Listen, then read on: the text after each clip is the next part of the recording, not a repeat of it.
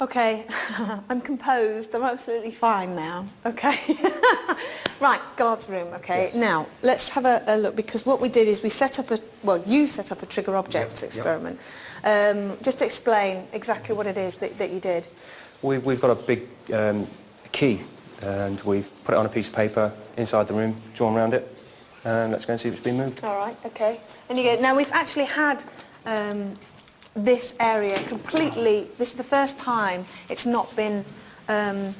Someone's been looking at it, looking after it, making sure no one's gone in. This has been a completely controlled experiment. No one's gone in here since we put the key down and drawn around it. What's happened, Phil? It's actually moved, Yvette. You're joking. No. It's actually moved. Oh my God.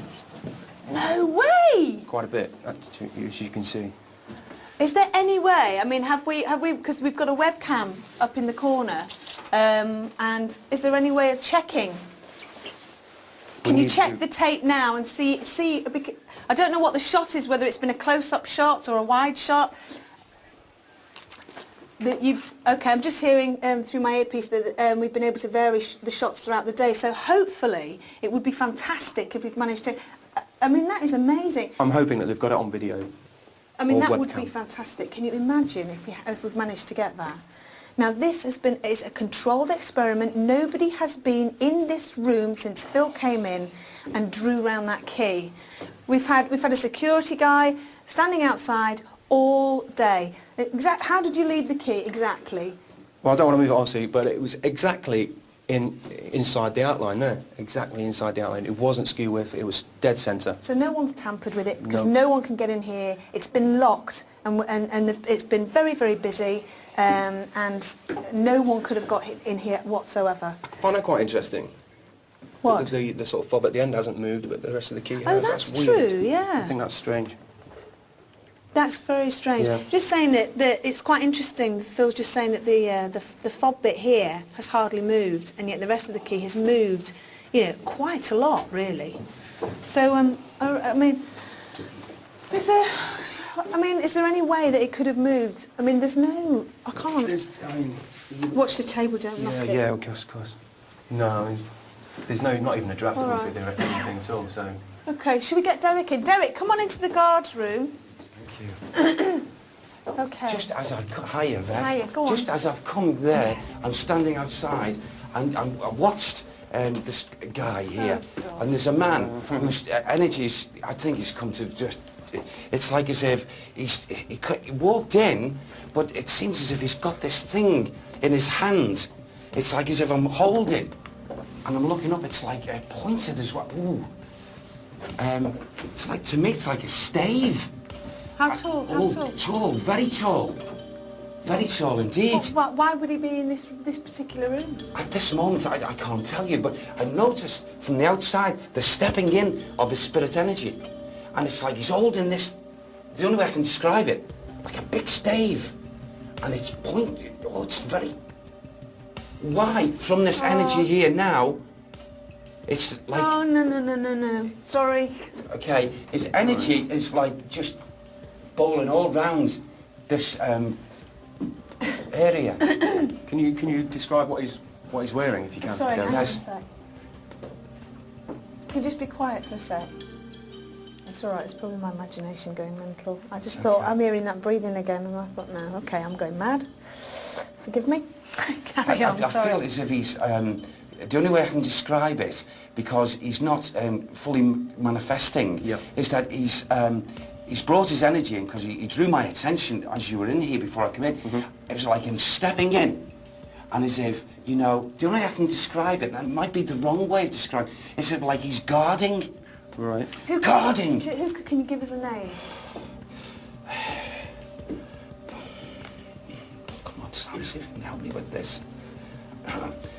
Trying to get this particular soul to speak, it's like as if, it's not that he hasn't got tongue, this is another character that I suppose is refusing at this point in time to speak. Doesn't want to give.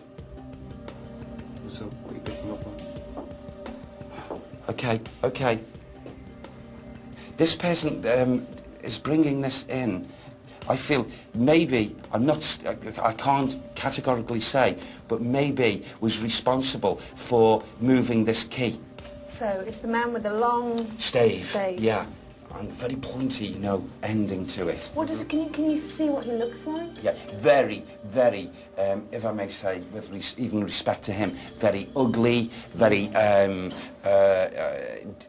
us, I'd say, nasty looking, very, very pale complexion, and also, I've got again, a very, very, very thin pencil-type moustache, but unkempt. Was he a big chap, small Yeah. chap? Yeah. Big guy. Big guy. And very broad-shouldered as well. I can't tell you his role because that's been kept from me. You know, it's like as if blank. But I mean, when you come on, Sam, see if you can. I'm trying my best with this event. I really am. Now, as we prompted that, what's been given to me here psychically is I'm seeing a large initial J, and then I'm seeing G. J and G. J and G are connected. Right.